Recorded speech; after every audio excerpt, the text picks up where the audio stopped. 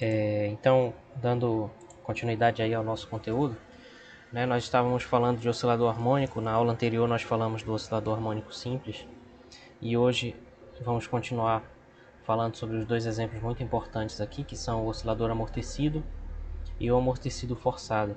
Então, à medida que a gente progride, a gente adiciona uma força e estuda como é que funciona a dinâmica que segue dela, né? E quando a gente fala dinâmica, dinâmica significa variação com o tempo. E variação, como vocês sabem, é derivada, então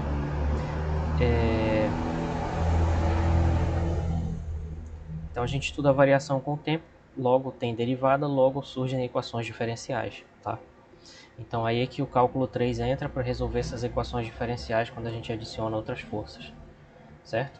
E nós começamos a falar sobre o oscilador amortecido na aula anterior, a gente fez uma considerável discussão aqui sobre o que significa essa força proporcional a menos a velocidade, que representa o amortecimento, né? E com isso a segunda lei de Newton, que é a equação que gera toda essa discussão, se ficou escrita dessa forma aqui, e nós podemos reescrever ela, lembrando que a velocidade é a derivada da posição em relação ao tempo, né? Como sendo essa forma aqui.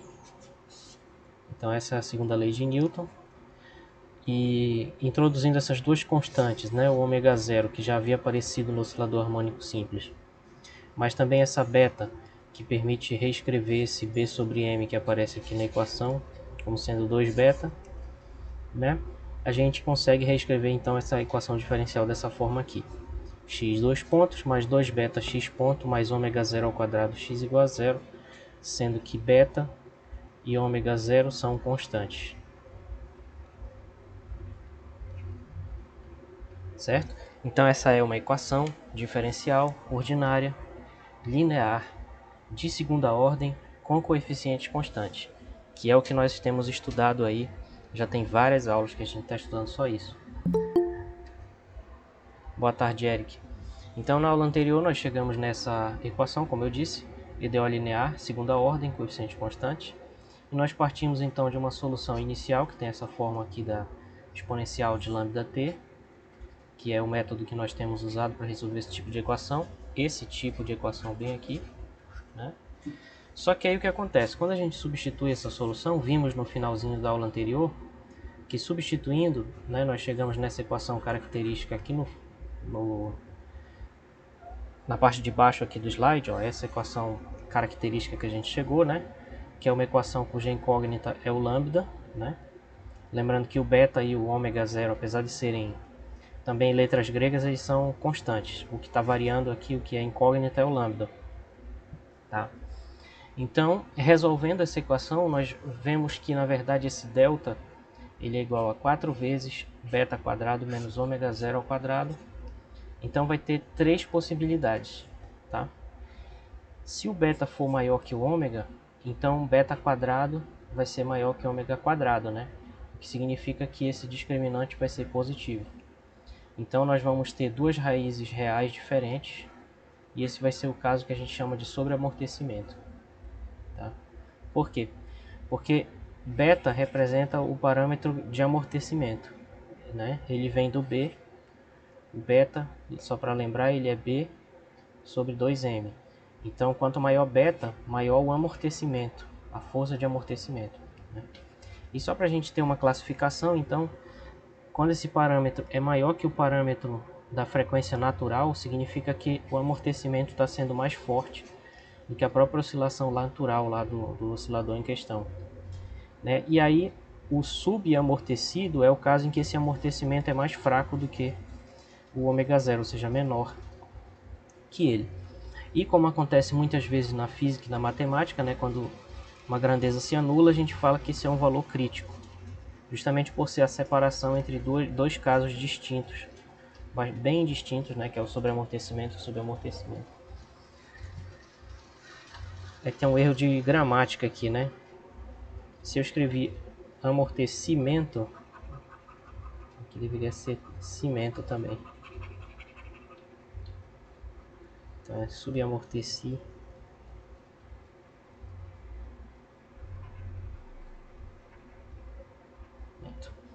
Beleza, pessoal. Então Foi aqui que nós paramos na aula anterior. Vamos prosseguir daqui estudando caso a caso, certo? Então nós podemos estudar caso a caso. Primeiro, se o ômega zero for maior do que beta, nós vamos ter esse caso lá embaixo, que é o delta negativo. E esse é o caso mais interessante, já vou falar para vocês que ele é um dos mais interessantes, que é o subamortecimento. Então o que vai acontecer? Se o ômega zero é maior que beta, se a gente olhar para o delta lá, né, que é esse delta aqui, 4 beta quadrado menos ômega zero ao quadrado,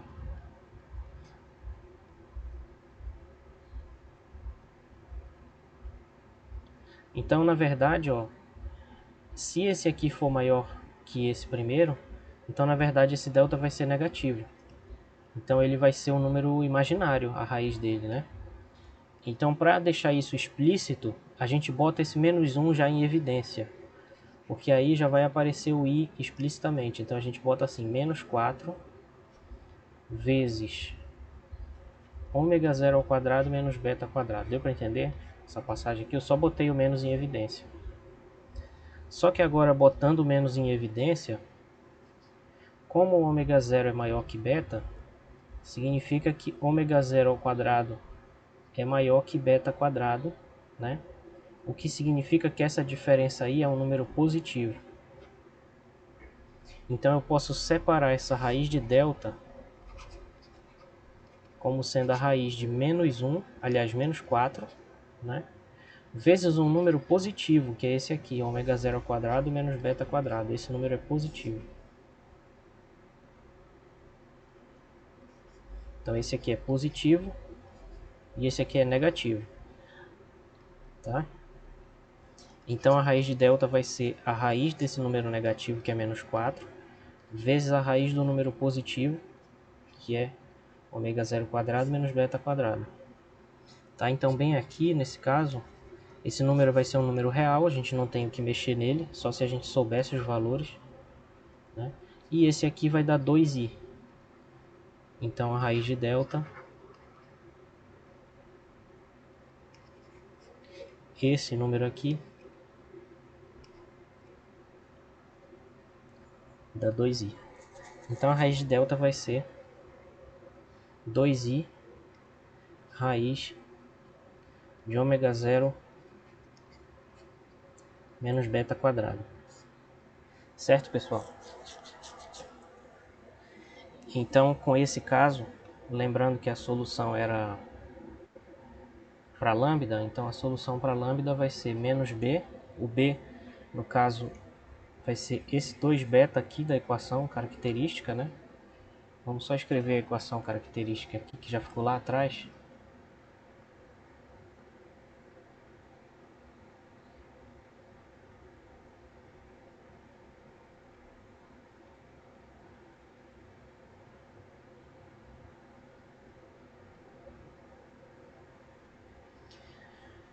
Né? Então a solução que a gente encontrou foi lambda igual a menos 2 beta, mais ou menos a raiz de delta, né, sobre 2 vezes o a, que é 1.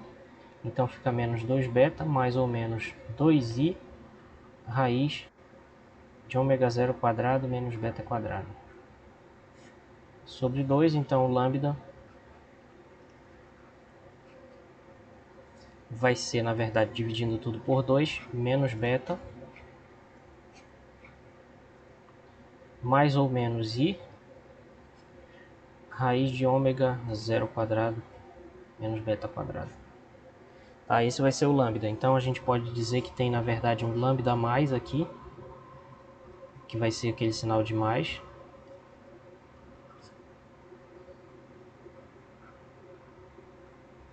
E vai ter um lambda a menos aqui, que vai ser esse.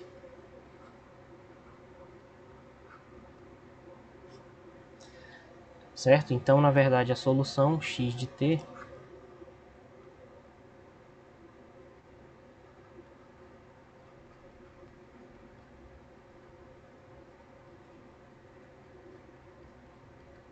que é o que mais importa, né? É a solução do problema de fato, vai ser essa aqui.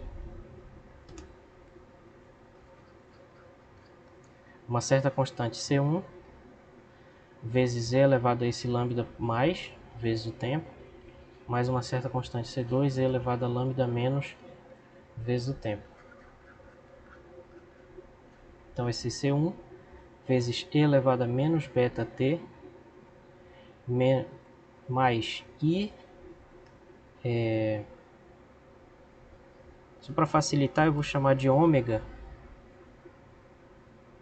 ômega 1, essa raiz aí, de ômega 0 quadrado menos beta quadrado. Seria uma espécie de frequência efetiva, digamos assim.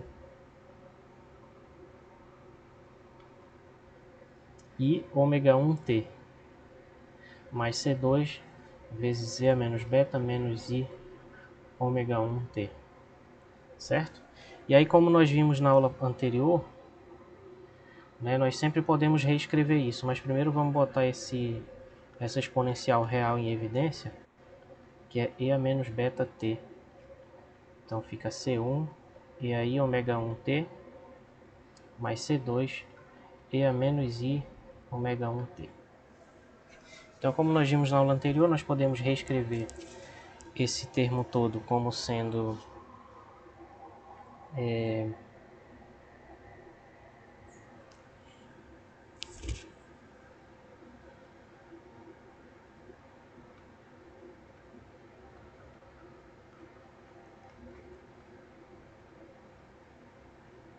assim como fizemos no oscilador harmônico simples, nós podemos reescrever essas exponenciais complexas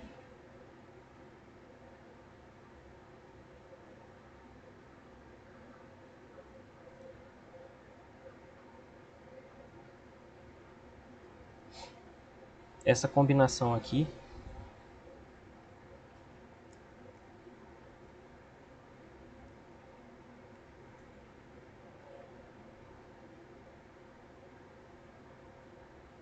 como isso aqui, né?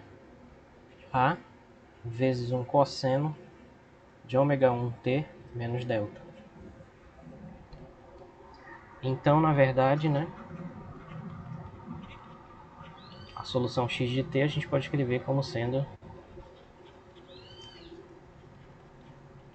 aquela exponencial de menos beta t vezes essa amplitude vezes esse cosseno. Geralmente a gente bota essa amplitude antes, então a solução ela é uma certa amplitude vezes uma exponencial decrescente vezes um cosseno de ômega 1t menos delta, onde esse ômega 1 é uma frequência efetiva, ou seja, é uma modificação da frequência original, que é essa raiz aqui. Tá? E essa é a solução do oscilador amortecido forçado, aliás, do oscilador amortecido, no caso do subamortecimento. Deixa eu só copiar um negócio lá da frente, vai facilitar.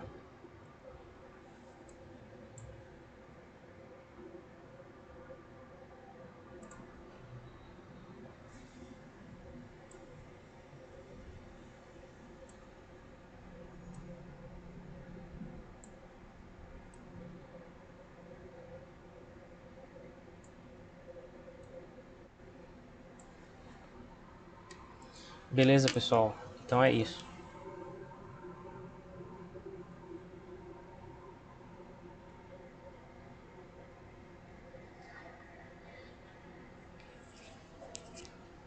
Opa, não é isso.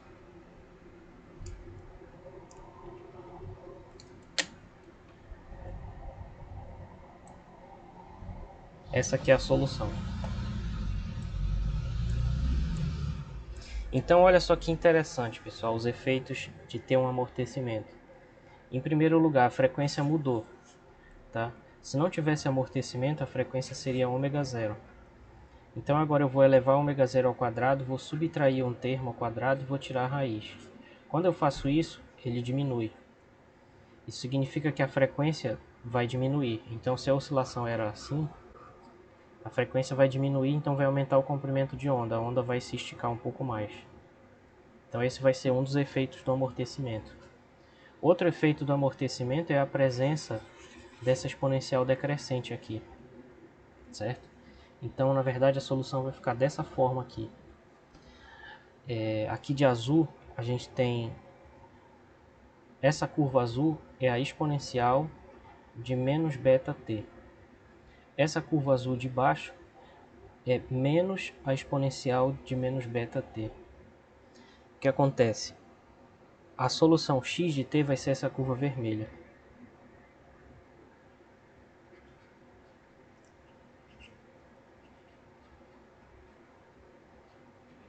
Certo?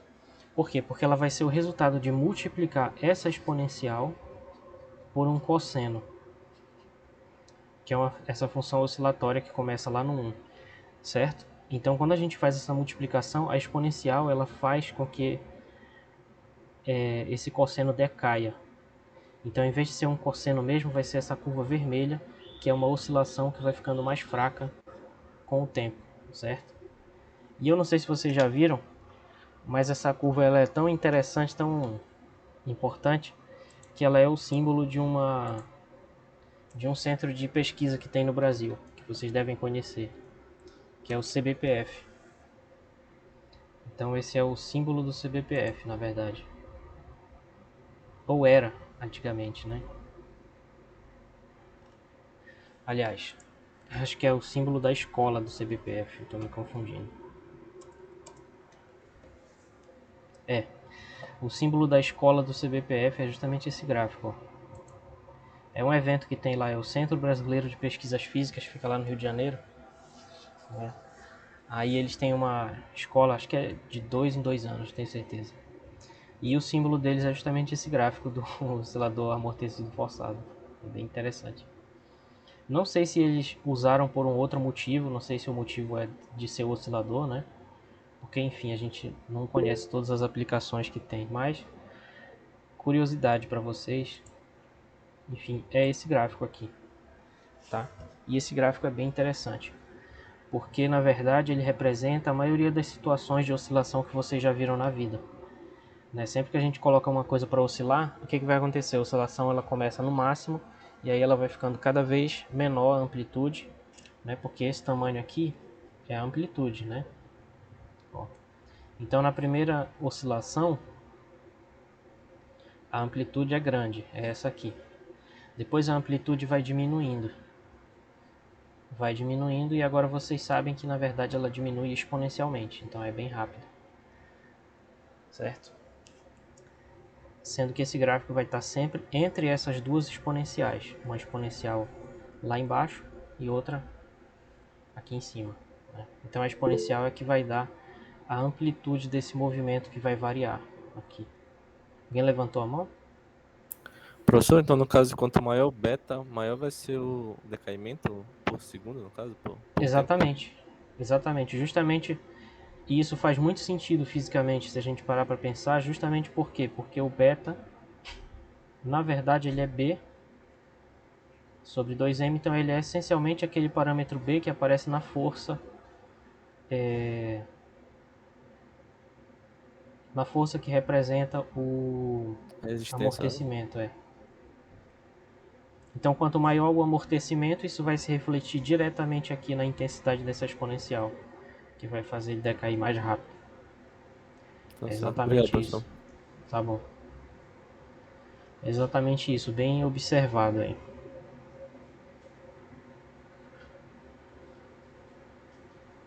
Esse amarelo está invisível. Beleza, turma? Então esse é o gráfico, muito interessante, né? Eu acho isso muito interessante. Eu que fiz esse gráfico aqui, estou orgulhoso. Eu sei que é até fácil de fazer, mas enfim. Agora vamos comparar com o oscilador harmônico simples. Então essa solução aí do fundo, ela seria essa solução aqui, ó, se não houvesse amortecimento, ou seja, se não houvesse essa exponencial. Então é só para vocês perceberem, né, que na verdade essa queda de amplitude aqui, ela se deve justamente àquela exponencial decrescente que vai aparecer bem aqui, né?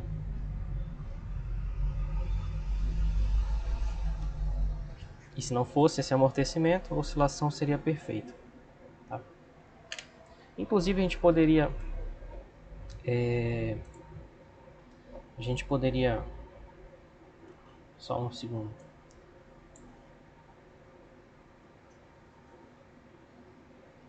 A gente poderia até alterar aqui uma coisa. Se não fosse o amortecimento, essa frequência seria a frequência original, o ômega zero.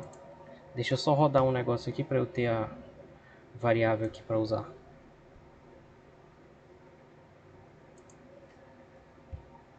Agora deixa eu mostrar para vocês como seria se não fosse amortecido mesmo. Comparar com a frequência natural de oscilação. Então, seria basicamente assim. Essa aqui seria a comparação do oscilador harmônico simples lá no fundo com o amortecimento. Aí se a gente quiser, a gente pode diminuir esse amortecimento. A gente poderia colocar, por exemplo, 0.01. Aí vocês percebem que vai atenuando mais devagar a oscilação, ó, né? Então ele ficaria mais próximo do oscilador harmônico simples nesse gráfico aqui. Não sei se vocês estão vendo direito aí. Ó, eu diminuí o parâmetro de amortecimento lá, o beta. Então o que acontece? Quando a gente fala que uma coisa é aproximadamente um oscilador harmônico, na verdade quer dizer que o amortecimento por um certo tempo é pequeno. Então vejam que se eu aproximasse aqui por 15 segundos, se eu aproximasse por um oscilador harmônico simples, que é essa curva tracejada azul lá no fundo, seria uma boa aproximação, né? Mas se eu aproximasse por 1 minuto, que seria 60 segundos lá na frente do gráfico, já seria uma aproximação meio inadequada, né? Por quê? Porque justamente vai ter um decaimento. Então vocês percebem que à medida que a gente diminui o amortecimento, vai se aproximando do oscilador harmônico. Por outro lado, se a gente aumenta o amortecimento, aí essa queda vai acontecer muito bruscamente, olha só. Aqui não chegou nem a completar uma... Não dá nem para perceber que completou uma oscilação. Se a gente botasse assim 5, ó, teve mais ou menos uma, duas oscilações, depois praticamente fica imperceptível. Apesar de ainda existirem, mas elas ficam muito pequenas as oscilações, né? Então isso daqui é com um parâmetro de amortecimento muito alto. Eu não posso botar 1 aqui nesse amortecimento, porque a gente está no caso subamortecido. E no caso subamortecido, o beta tem que ser menor que o ômega zero. E no meu gráfico aqui, o ômega zero é 1. Então o máximo de valor que eu posso botar aqui é perto de 1, mas tem que ser sempre menor que 1. Senão eu vou esbarrar no outro caso, que é o que a gente vai ver depois. Por exemplo, se eu botasse 9, já está muito parecido com o outro caso que a gente vai ver, que é o amortecimento crítico, né? Que eu não posso plotar aqui porque vai dar uma divergência. É um outro caso, mas a ideia é essa, né?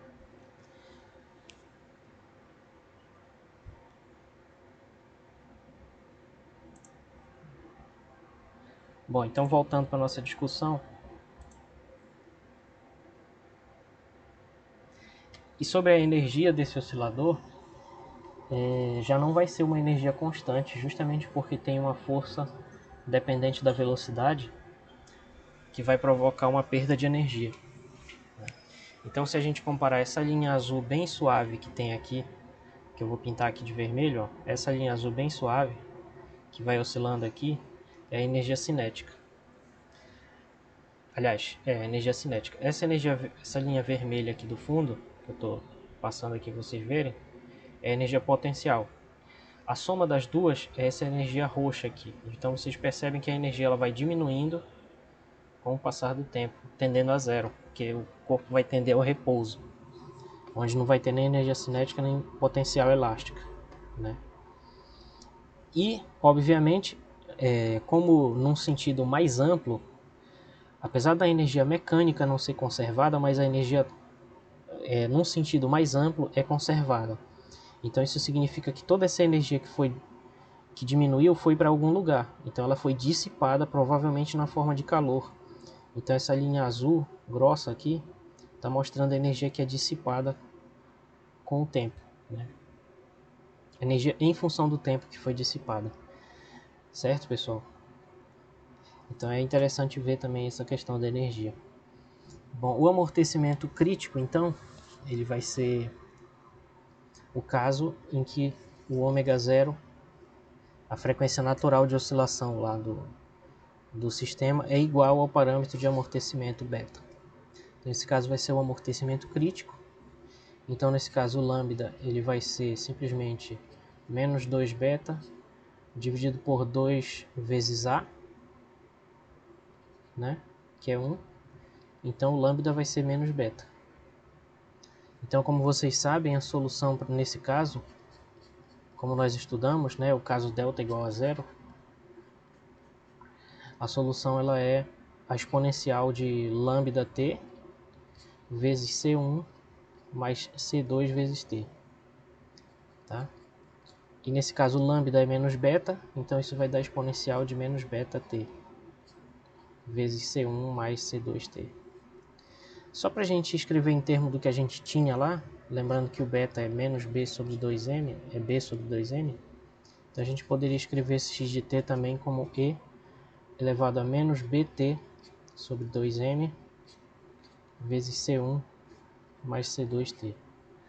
Então esse é o caso do amortecimento crítico.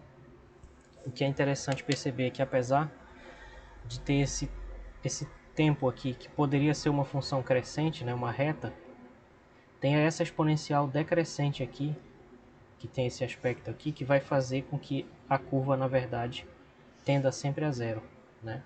Então esse x ele tende a zero com o infinito. Esqueci de falar, mas esse aqui também, né? Esse aqui também tende a zero para o infinito, né? Então note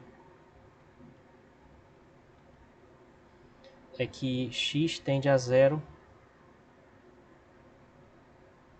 quando o tempo tende ao infinito. Então a tendência desse movimento é o repouso, né? Interessante observar isso.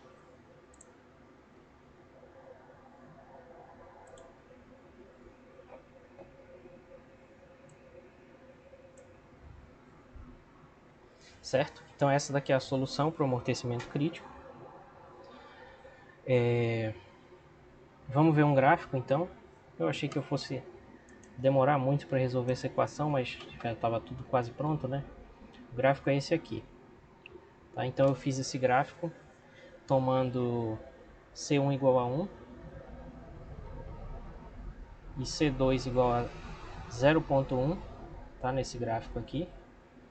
E o resultado é este. Então vejam que no caso crítico a gente quase tem o formato de uma oscilação, porque aqui ainda tem uma curvatura, né? Aqui ainda tem uma curvatura assim. Porém, né, aqui vai ter, por aqui mais ou menos vai ter um ponto de inflexão que a curvatura muda. Isso lembra uma oscilação assim. Mas de fato não ocorre mais oscilações. Ele simplesmente vai tender a zero com o infinito devido à dominância dessa exponencial aqui. E aí a energia nele é difícil de enxergar, mas eu plotei aqui. Tá? A energia potencial ela vai ser praticamente toda a energia do sistema. A energia cinética dele vai ser muito baixa. Então a energia potencial é essa curva vermelha que não dá nem para enxergar porque ela está praticamente coincidindo com essa roxa aqui. Praticamente não dá para ver.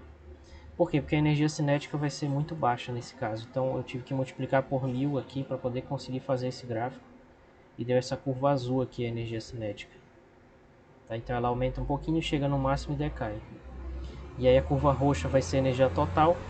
E a energia dissipada ela vai crescendo até tender muito rapidamente, né, a um certo valor aqui, porque o movimento ele vai parando. Tem um vídeo que mostra uma oscilação e eu posso mostrar para vocês que aparece os três casos, né? Mas aí como eu vou colocar essa aula depois, aí pode ser que tenha um problema, então eu vou deixar só o link para vocês verem depois. Tá, que eu não quero perder minhas aulas aqui só porque eu mostrei um vídeo. E aí, finalmente, o sobreamortecimento vai ser o caso em que a força de amortecimento domina sobre a oscilação natural lá do sistema, ou seja, beta é maior que ômega zero. Então, nesse caso, o lambda ele vai ser, aliás, vamos lembrar que o delta nesse caso ele é 4 vezes beta quadrado menos ômega zero ao quadrado, né? Então nesse caso isso aqui vai ser positivo, então eu posso simplesmente tirar a raiz e isso vai me dar um número real, que vai ser esse aqui, certo? Então nesse caso o lambda vai ser menos 2 beta, mais ou menos essa raiz de delta aí, sobre 2.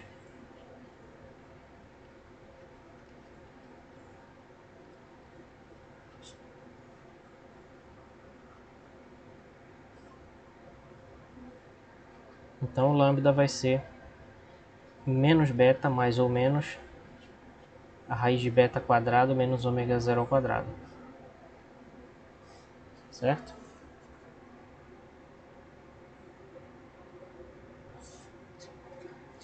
E aí o x de t, basta substituir esse lambda.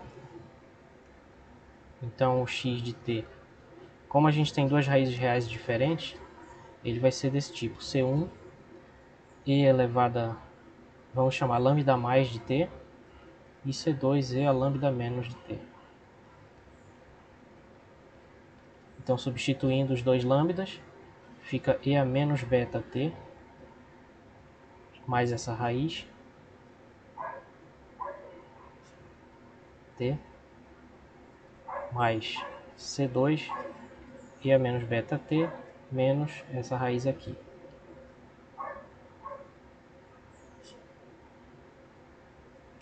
Aqui é um sinal de mais. Aqui também, que é um t, t, ok. Então botando essa exponencial em evidência, que tem em comum entre os dois, que é e a menos beta t, vai ficar assim.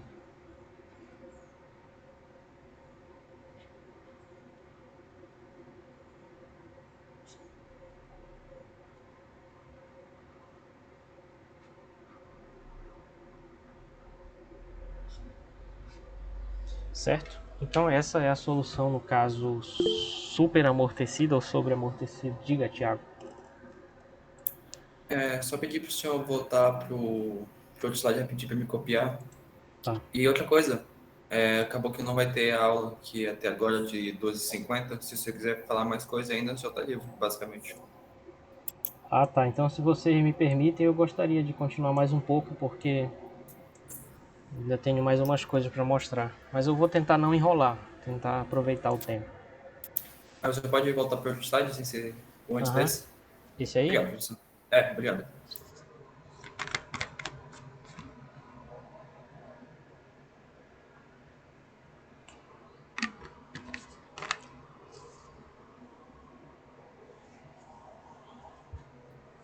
Professor? Oi? O professor Jorge acabou de mandar mensagem falando que não vai ter aula hoje.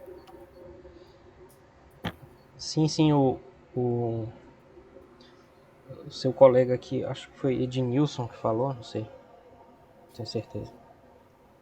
Que não ia ter mesmo. Obrigado pelo aviso também. Fui olhar isso, mas tudo bem. Ok. Então, pessoal, existem nuances aí para a gente analisar, né, de diferença entre um sistema e outro. Veja que esse aqui a gente já percebe que tem um decaimento mais rápido do que o caso crítico, né, porque de fato é um amortecimento mais forte, tá? Então, na verdade, não tenho muito o que dizer a não ser isso. Existe uma diferença que o amortecimento vai ser mais intenso e é basicamente isso, né? E isso está relacionado com o fato desse parâmetro que representa o amortecimento ser maior do que esse outro parâmetro que representa a solução, digamos assim, limpa, né? A solução de fundo, digamos assim, que seria o oscilador harmônico simples. Muito bem. Bom, e aí nesse caso a energia tem esse gráfico aqui, então a energia total também vai decair. Vejam a diferença, no oscilador harmônico simples a energia total ela era constante, certo? Energia total constante. Por quê? Porque não tinha dissipação de energia. Então isso é uma coisa importante para a gente que estuda a física perceber. Nesse sistema aqui vai ter dissipação de energia. Então essa energia total vai decair. E a energia dissipada vai ser essa energia azul aqui, certo? Então é importante a gente ter essa noção. Bom, mais alguma pergunta sobre o oscilador amortecido, turma? Professor, Oi? posso fazer só uma pergunta que eu não sei se tem a ver, Hum, se não tiver a mas ver, não tem problema, pode falar. me desculpe aí, os colegas também. Hum, Nesse caso do amortecimento, eu fiquei imaginando aqueles elevadores. A gente hum, desce, chega um ponto, né, um determinado tempo que ele para e vai bem devagar até parar. Poderia ser um caso exatamente. desse? Poderia ser um caso desse? Eu tô pensando, cara.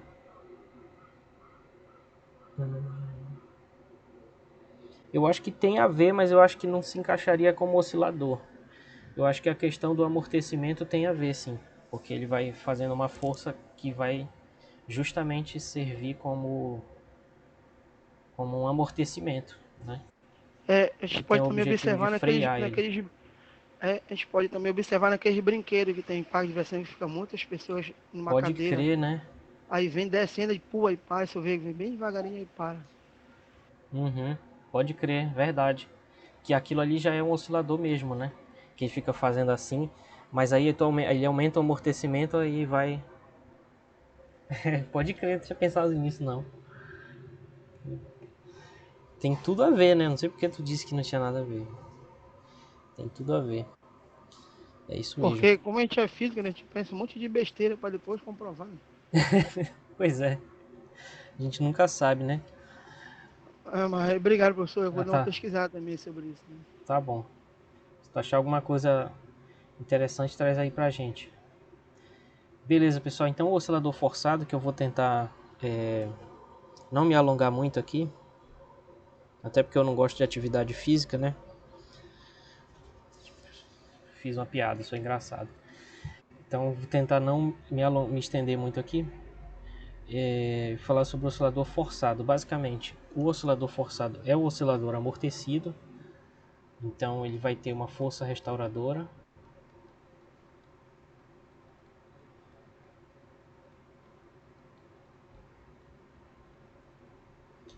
Tá? Vamos chamar de F1, que é a lei de Hooke, menos Kx.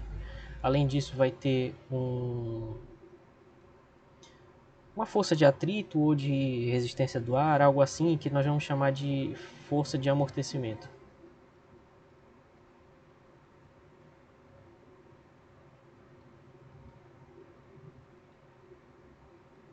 A mesma do caso anterior, menos b vezes a velocidade, que é x ponto.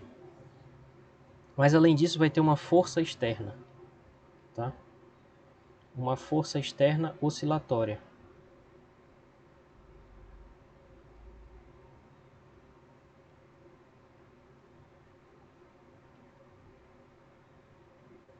Que eu vou chamar assim Fxt, força externa. Que vai ser uma F0, uma constante com dimensão de força, vezes um cosseno de ômega t, tá?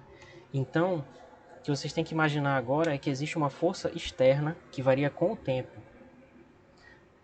Eu sei que a gente passa a maior parte do nosso tempo estudando mecânica, né? Estudando forças constantes. No máximo a gente estuda a gravidade variando com o inverso do raio, né? Ou a força elétrica depois também. Mas força oscilatória, como assim? Pois é, imaginem uma força oscilatória. É vocês empurrando, fazendo, por exemplo, uma atividade física aqui que tem que puxar alguma coisa, empurrar, assim, né?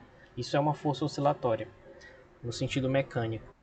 O exemplo mais legal, na verdade, disso aqui é num circuito, que é no chamado circuito RLC. Eu não preparei, não deu tempo de preparar para hoje uma discussão disso, mas é um exemplo também que eu posso comentar talvez no início da aula de amanhã, essa analogia que tem. Mas, por exemplo, a energia que vem da tomada, né, por ser uma corrente alternada, ela pode ser interpretada como uma força também desse tipo. No caso, uma força oscilatória, uma força externa. Né? E os nossos equipamentos elétricos, eles têm elétrons lá neles que estão oscilando numa frequência natural, ômega zero. Né? Então isso aqui são as forças. E além disso tem a frequência natural ômega zero,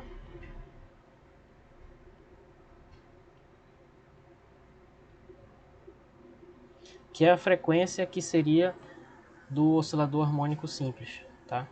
Então se não houvesse amortecimento e se não houvesse força externa, o sistema oscilaria com essa frequência. Seria um oscilador harmônico simples que oscilaria com a frequência ômega zero, certo? Mas com a presença da força externa, o que vai acontecer?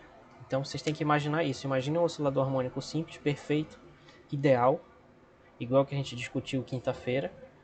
Aí vocês botam um amortecimento, já vimos o que vai acontecer. Mas e se além do amortecimento tiver uma força externa que fica empurrando e puxando ele de volta, sendo que em princípio ômega zero e ômega elas podem ser iguais ou diferentes. Eu escrevi uma coisa e falei outra, né? Elas podem ser iguais ou diferentes, tá? Então o que vai acontecer? Essa é a pergunta. E para responder essa pergunta, a gente precisa transformar isso numa equação diferencial, tá? E quem nos permite transformar isso numa equação diferencial? É a segunda lei de Newton.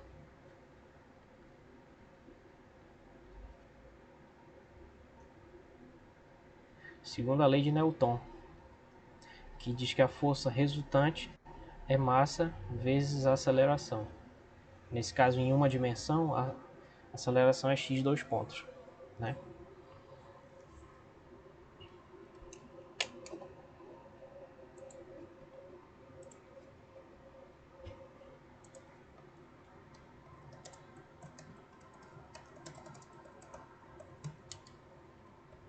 Então a equação diferencial do problema ela vai ser dada pela segunda lei de Newton, né? Que diz que a força resultante é massa vezes a aceleração.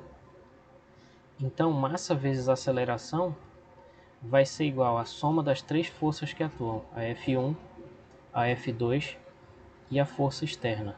Só que a F1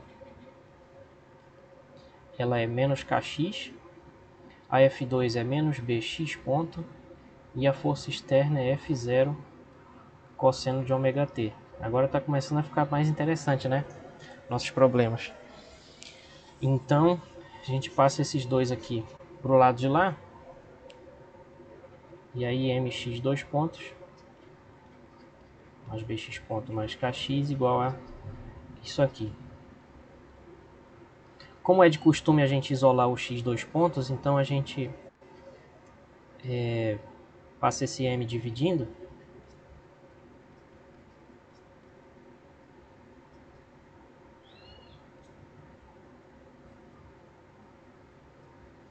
E definindo também, igual a gente fez no caso do oscilador amortecido, definindo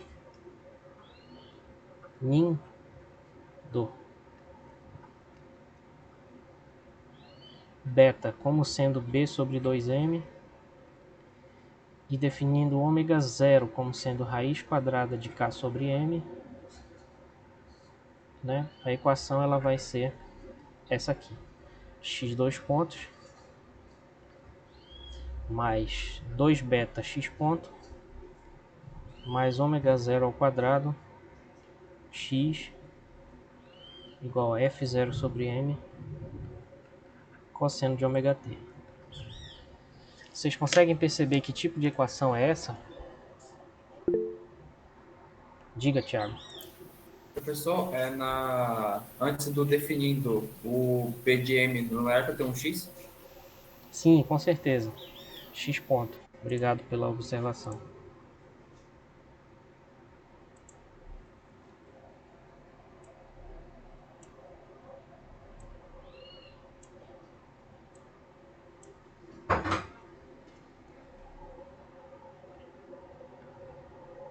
Bem aqui faltou X ponto. Valeu. Então, Vocês percebem que essa é uma equação igualzinha à anterior, só que tem uma diferença que é isso aqui.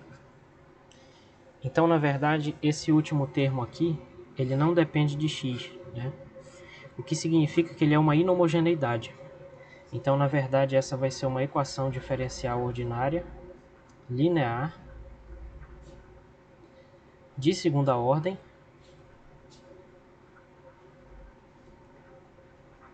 Também vai ter coeficientes constantes. Vou só escrever constantes. Coeficientes constantes, só que ela vai ser não homogênea.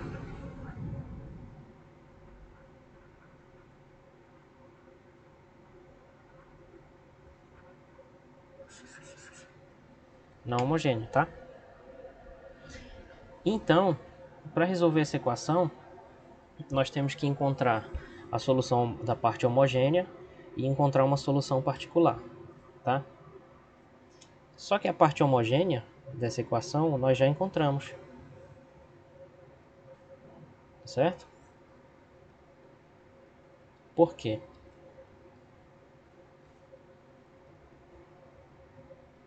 Porque a parte homogênea é simplesmente o oscilador harmônico amortecido.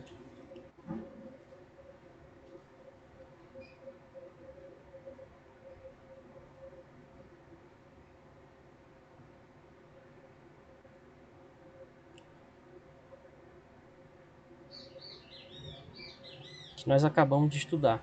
Então, na verdade, a parte homogênea a gente já resolveu. E resolvemos muito bem. Analisamos os 3 casos. Agora, a gente precisa mesmo então se concentrar na parte não homogênea, ou seja, na solução particular.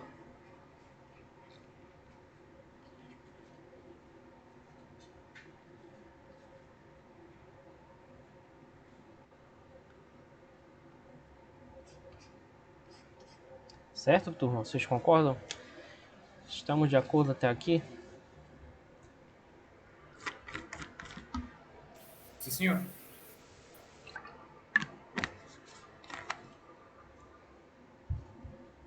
Bom, e para encontrar a solução particular, nós temos que analisar a inhomogeneidade. Qual é a inhomogeneidade?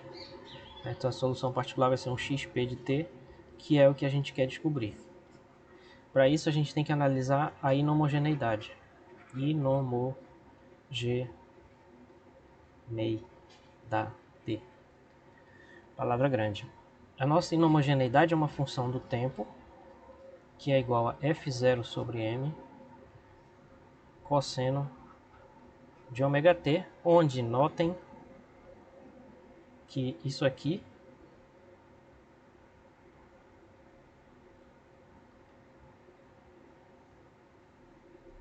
e isso aqui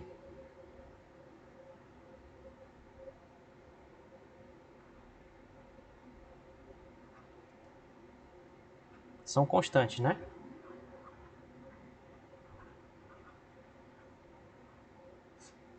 Então, se são constantes, então na verdade essa inhomogeneidade ela é dessa forma aqui, uma certa constante vezes o cosseno de uma outra constante vezes o tempo, certo? Então, quando a inhomogeneidade é dessa forma, nós vimos que a solução particular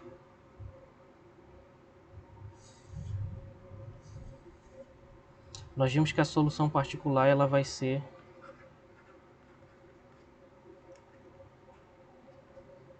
uma constante vezes o cosseno dessa mesma constante, que eu vou deixar o ômega mesmo, né? Vezes esse cosseno de ômega t, mais uma outra constante, vezes o seno de ômega t. Só que nós vimos que é mais físico, digamos assim, mais natural, considerar uma solução que seja da seguinte forma aqui.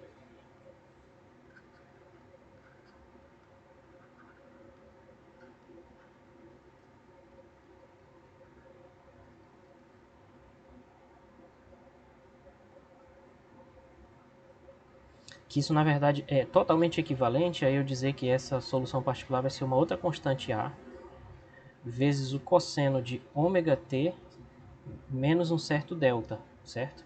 onde agora as constantes C1 e C2 elas são substituídas pelas constantes A e delta através dessa mudança de coordenadas aqui nas constantes, né?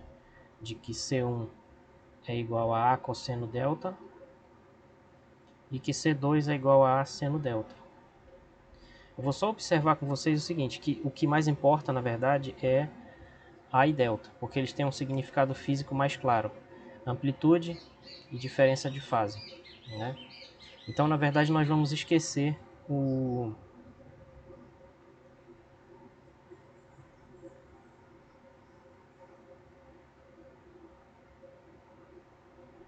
esses C1 e C2 a partir daqui.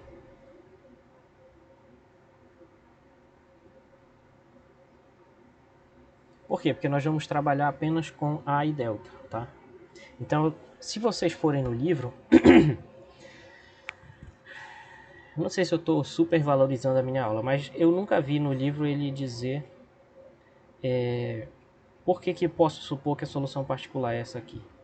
Pelo menos no livro de física. O que acontece é, pelo que nós estudamos de funções, equações não homogêneas, quando a inhomogeneidade é um cosseno, a solução particular é uma combinação de senos e cossenos, tá? E nós podemos reescrever essa combinação de senos e cossenos como sendo essa. Então é por esse motivo que a gente pode substituir por isso aqui. Mas se vocês forem pegar num livro de mecânica clássica,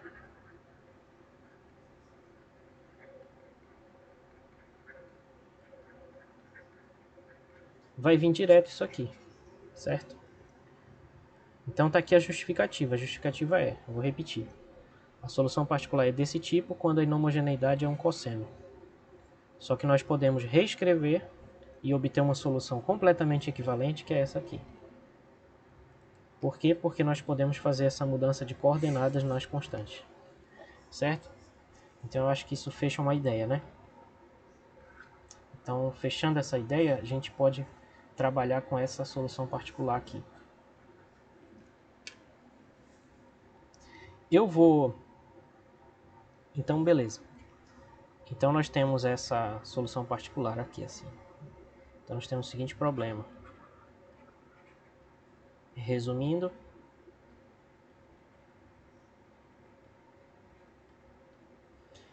nós temos esse problema aqui.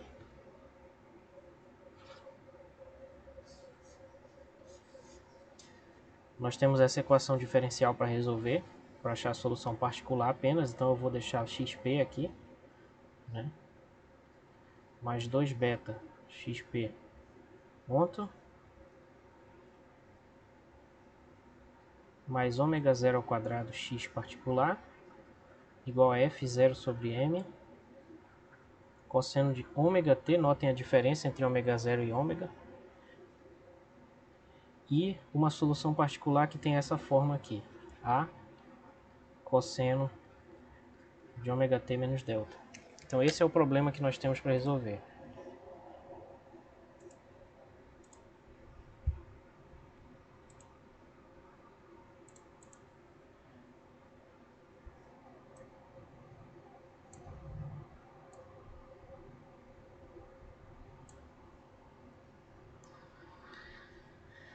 Certo, turma? Aí, eu acho uma pena que tenha poucas pessoas hoje, porque isso aqui é muito importante, mas tudo bem. Que eu vou passar para vocês como exercício, que é muito, muito importante. Provavelmente eu vou botar na nossa lista e vou dar uma dica de lugares onde vocês podem procurar como é que faz isso, que é o seguinte: substitui esse x nessa equação, tá? Então isso vai ser um dos exercícios da nossa prova, já estou adiantando para vocês. Um mosquitinho chato aqui. Beleza? Então, ao substituir essa solução particular bem aqui, vocês podem determinar A e delta, que lembra que eles estão substituindo as constantes C1 e C2, que é o que caracteriza a nossa solução particular. Então a nossa solução particular ela é caracterizada pelo A e pelo delta. Então ao substituir esse x particular nessa equação, vocês podem determinar o A e o delta, e fazendo corretamente, a solução vai dar essa. Então o A vai ser F0 sobre M, dividido pela raiz quadrada de tudo isso aqui. Né? Ômega 0 quadrado menos ômega quadrado ao quadrado, mais 4 ômega quadrado beta quadrado, e o delta vai ser uma tangente a menos 1. Então o que vocês vão encontrar na conta é que a tangente de delta é igual a isso aqui.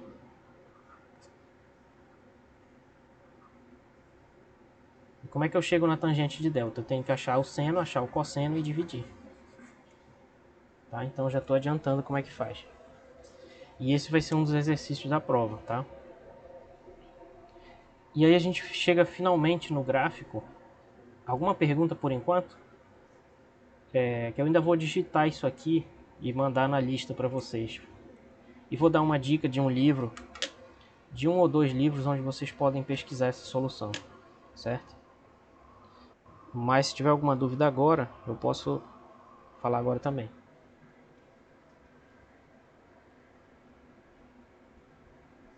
Vocês preferem esperar a lista, então?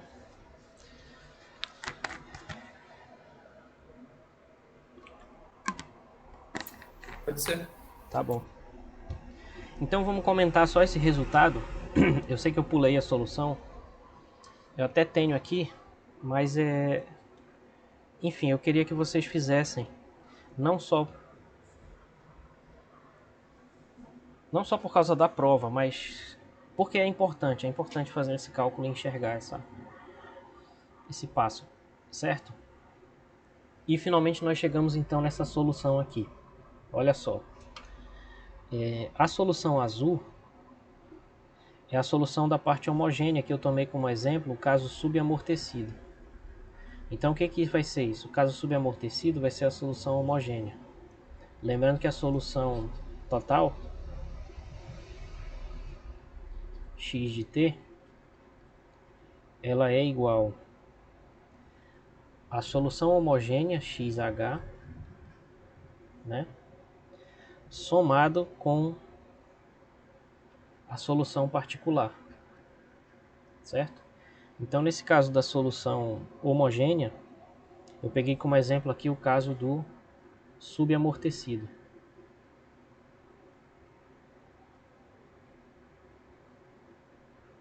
Foi como exemplo, certo?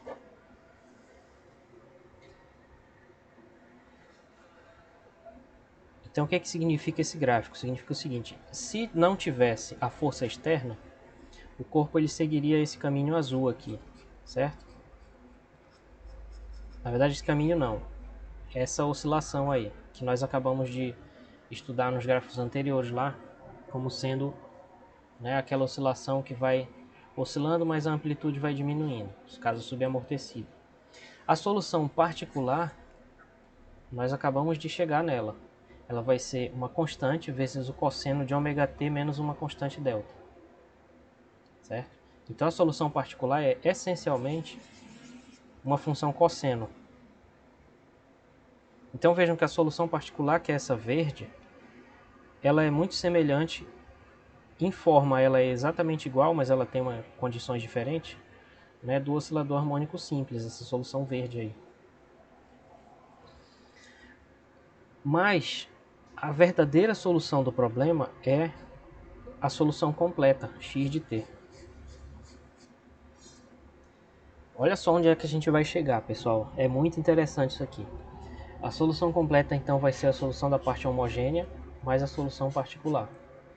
Então, vai ser a curva vermelha, que é a soma da azul com a verde, certo? Então, a posição da partícula vai ser essa daqui, da curva vermelha. E notem que existe uma clara distinção, vamos dizer, nessa parte aqui, por exemplo, tá? É meio arbitrária essa faixa que eu estou marcando, mas existe uma clara distinção entre essa região aqui e essa. Não sei se vocês estão percebendo. Nessa região, vejam que a curva ela faz umas oscilações meio erráticas assim, né? Ela é meio irregular, na verdade não é errático, é meio irregular comparado com o resto. O resto parece muito mais uma senoide. Então essa fase aqui nós chamamos de fase transiente.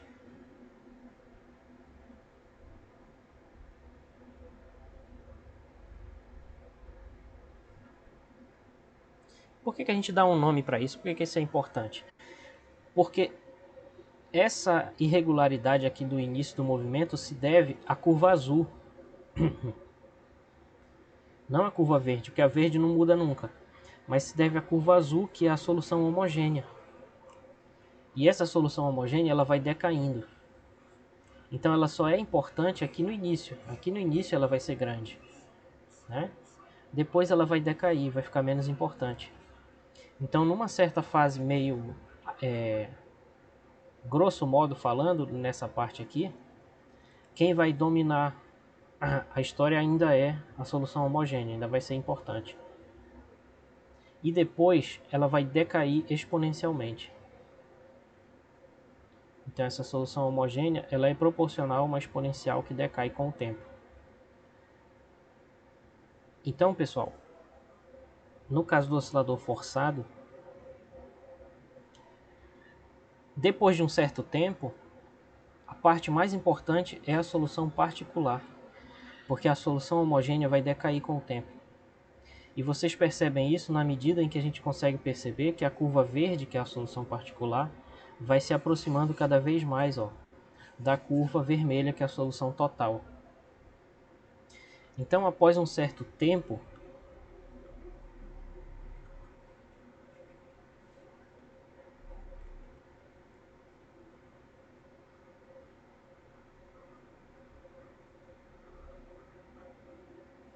a solução total completa x vai ser aproximadamente a solução particular, que é essencialmente um cosseno. Certo? Então, quando a gente liga uma coisa na tomada, por exemplo, né, que a tomada ela fornece justamente uma força externa oscilatória, existe uma oscilação grande no início, que a gente liga o objeto na tomada, às vezes pisca, né, que também tem a ver com outras coisas, né, tem a ver com falta de aterramento, eu sei, mas a gente está falando de outra coisa agora. Vai ter uma oscilação grande no início, mas depois vai estabilizar a corrente. Por quê? Porque a solução homogênea dessa força externa vai decair com o tempo. Então, quando a gente tem uma força externa oscilatória, ela vai alterar completamente o movimento e vai dominar completamente o movimento depois de um certo tempo. Certo? Porque a solução homogênea vai decair exponencialmente. Não sei se deu para entender o que eu quis dizer, mas era basicamente isso.